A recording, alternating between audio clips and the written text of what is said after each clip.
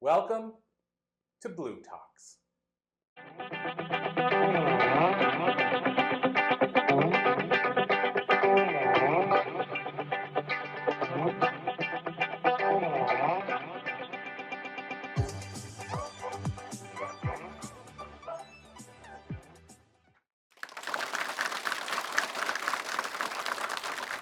Good morning and welcome everyone. I'm honored to be here at MIT with all of you. I want to start with a simple question.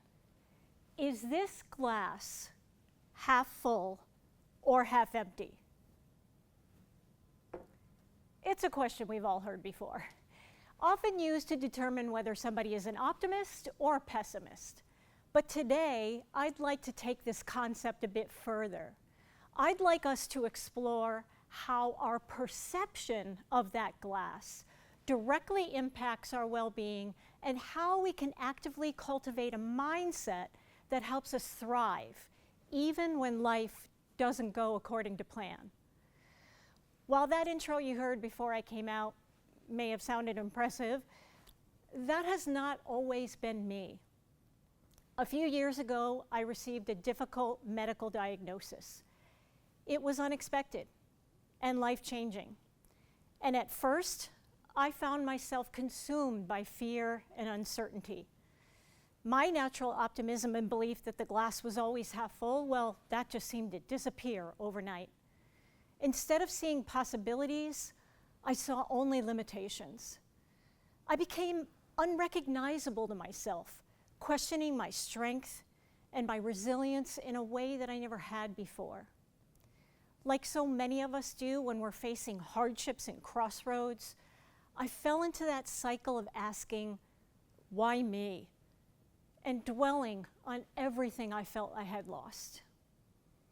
When we face hardships, our first tendency is to always focus on what's wrong or what's missing or what we can no longer control.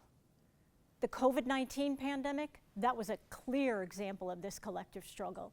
We all faced uncertainty, loss, change in ways we never expected. It disrupted our routines, strained our relationships, and forced us to reevaluate what truly matters. For many of us, it was a watershed moment, and it reshaped our perspectives and our priorities. It reminded us of the fragility of life, but it also reminded us of the incredible resilience that each one of us possesses. But I want to ask you, have you ever faced a challenge that felt overwhelming? A time when you thought things would never get better? Maybe it was a personal loss, a career setback, or an unexpected change that left you struggling to find hope. Over time, I realized I couldn't change my diagnosis, but what I could change was how I responded to it. Instead of focusing on what I had lost, I started to focus on what I still had.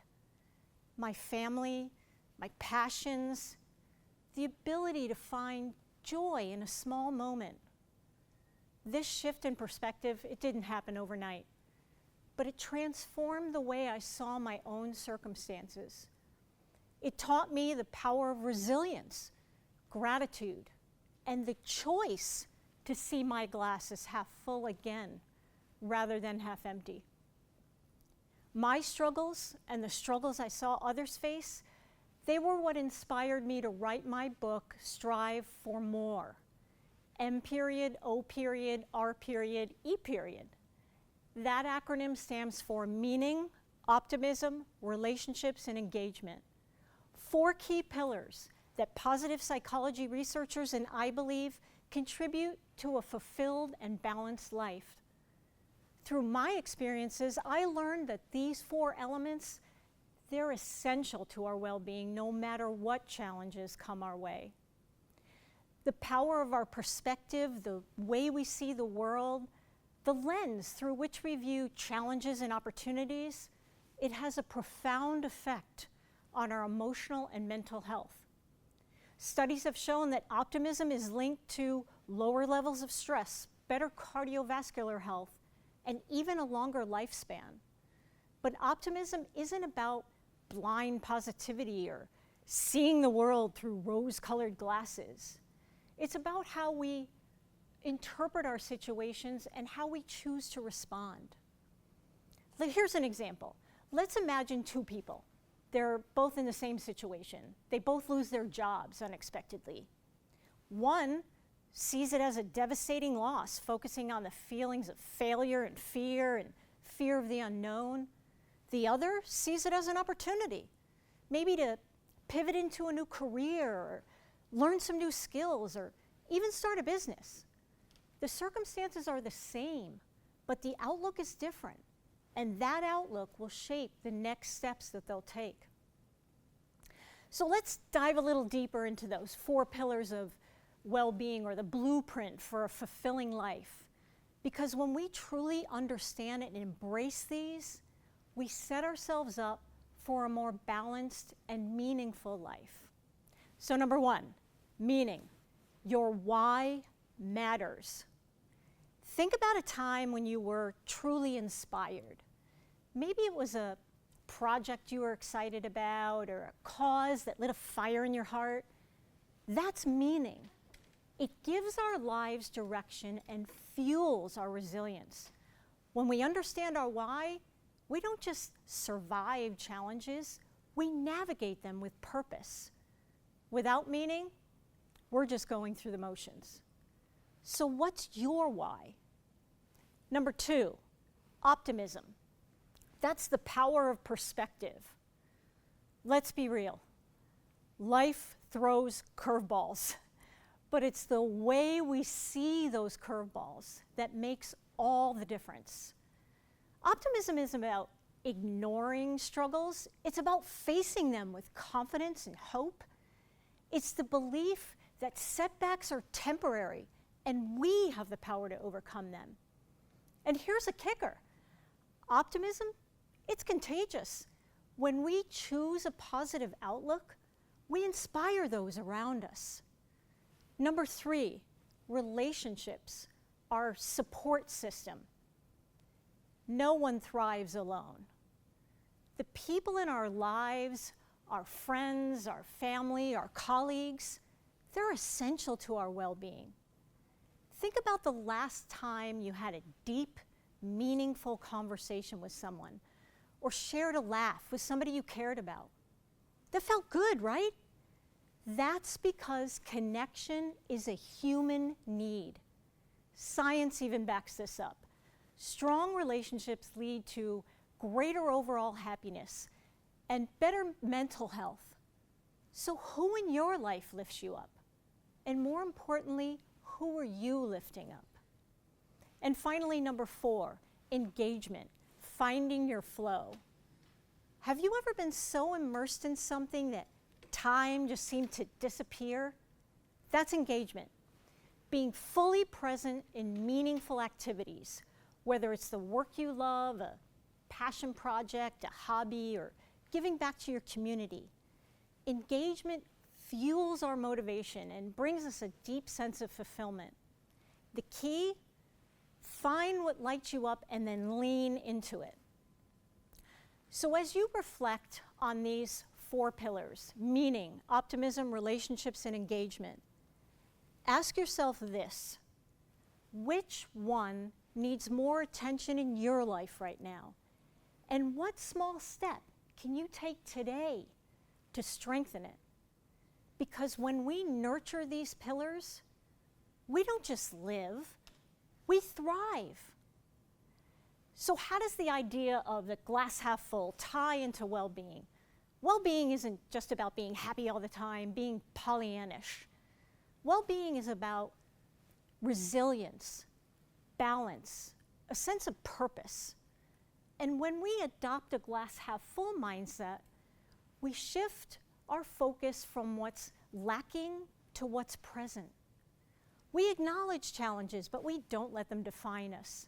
We actively seek solutions rather than dwelling on our problems. So let's think about gratitude for just a moment. When we practice gratitude daily, We train our minds to focus on what we have rather than what we don't.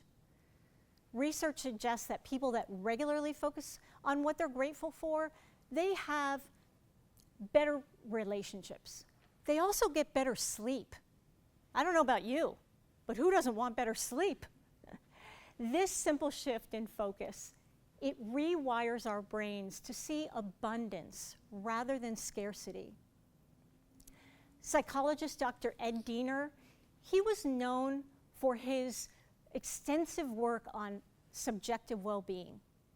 He found that happiness, it's not solely based on our external circumstances, but it is deeply influenced by how we interpret and experience our circumstances. His work shows that people who have a glass half full mindset, they have better physical health and they have stronger relationships. That just proves that adopting this glass half full mindset, it has real measurable impacts on our well-being. So how do we actually train our minds to adopt a positive mindset and build our resilience? Let me be clear. Positivity isn't about ignoring struggles and pretending everything is perfect. Life just doesn't work that way. What it is about is making intentional choices that build our resilience and improve our overall well-being. I'd like to share 3 powerful steps that you can start using today. Number 1, reframe challenges as opportunities. Let's be honest. When life throws a curveball at us, our first instinct isn't to smile and say, "What a great learning experience." But what if instead of getting stuck in frustration, we paused and we asked ourselves, what can I learn from this? How can this make me stronger? What is this challenge teaching me about myself? When we start viewing setbacks as stepping stones instead of roadblocks, we shift from feeling powerless to feeling empowered. And that small shift, that can make all the difference. Number 2, practice gratitude daily, seriously every day. I need to say that again. Practice gratitude daily. This one is huge. Research suggests that when we regularly focus on what we're grateful for, we literally rewire our brains for positivity. Try this. Every day, think of at least 3 things you're grateful for, and more importantly, why. They don't have to be something big.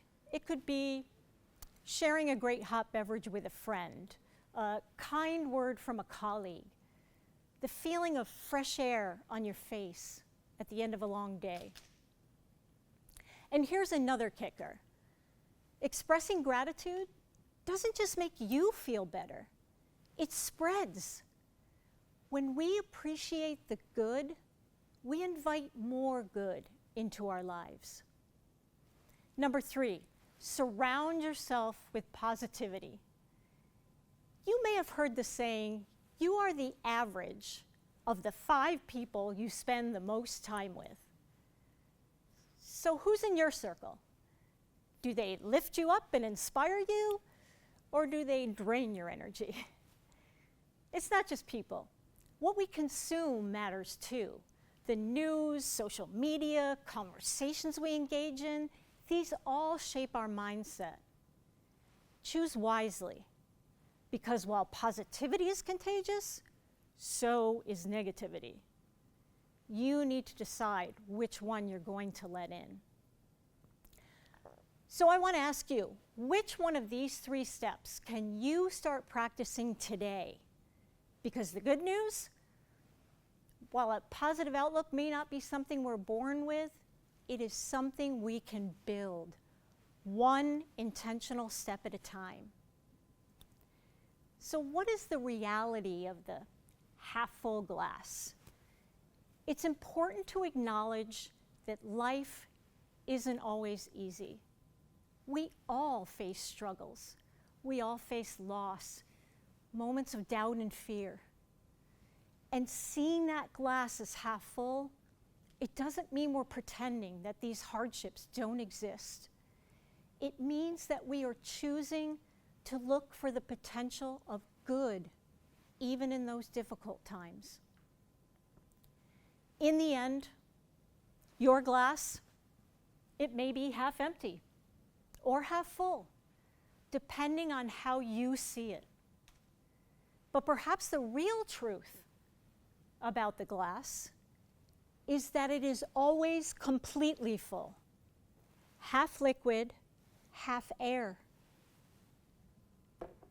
There's always something present, even when we don't immediately see it. Every time that we practice gratitude, we seek solutions, practice compassion and kindness towards others, or just simply find joy in those small moments, we are actively filling our glass.